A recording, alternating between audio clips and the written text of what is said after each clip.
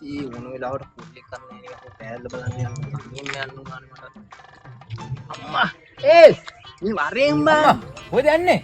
අඩෝ මම මේ කෑල්ල බලන්න යන්න බං හිටියේ දැන් තනියෙන් යන්න ඕනේ නැහැ උඹලා දෙන්නත් ඉන්නවනේ අම්මා යන් අපි පාළුවෙන් හිටියේ යන්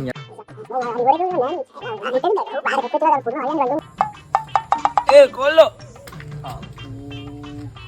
දැන් ඉතින් පච ගුණ පාලය කතා කරන්නේ එන්ටි ඕකෙන් බොරු අහගෙන ඉන්නවා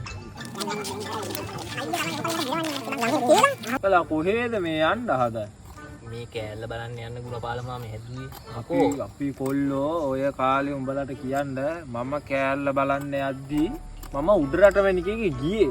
උඩරට වෙනිකේ ගියම කොහෙද මාමේ කෑලි බලන්න ගියේ? මේ අල්ලපු ගම ඉන්න බෑන්දේ ඔය. උඹලට මං ඇත්ත කතාවක් කියන්න. උඹලා අහලා නැහැ නේද කෝච්චියට ළමයි හම්බෙන්නේ. උඹට කියන්න මේ කාලේ මමත් තරුණයිනේ. මම හිටියා පුතේ ඔහම රේල් පාර ඔහම ඉස්සරහා වැටමයි. ඉතින් අපේ තාත්තා කිව්වා ඔන්න බලන්න පුතේ කෝච්චියට පැටව හම්බ වෙන හැටි කියලා. ඊට ඔහම එන උඩරට මැනිකේ හරිද? දැන් එතකොට උඩරට මැනිකේ කියලා නම තිබුණ නැහැ. එතකොට තිබ්බේ ඔන්න එනවා හැන්සම් කෝච්චිය. කෝච්චිය එනවා කුචුස් ගාලා එනවා කෝච්චිය. එහා පැත්තෙන් කීච්චිය එනවා. කීච්චිය කිව්වේ? කීච්චිය කියන්නේ කෝච්චියේ ගෑනු සතා බොල කොම හිතන්නේ හැප්පෙනවා කියන පුතේ. දැන් මෙහෙම ඇවිල්ලා එතකොට මොකද්ද? නෑ මුකුත් නෑ නෑ. ඔන්න පුතේ මේක අල්ලගනින්කෝ. දෙන්න බලට කොහොම මෙහෙම එනවා දැන් කෝච්චියයි කීච්චිය.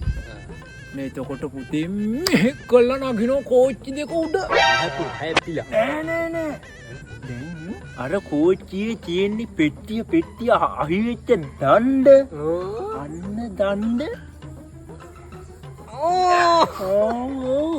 දැන් ඊට පස්සේ සෙනග එනවනේ බලන්න. කීච්චියට ලැජ්ජ හිතෙනවා. කීච්චිය හරි ලැජ්ජකාරයානේ.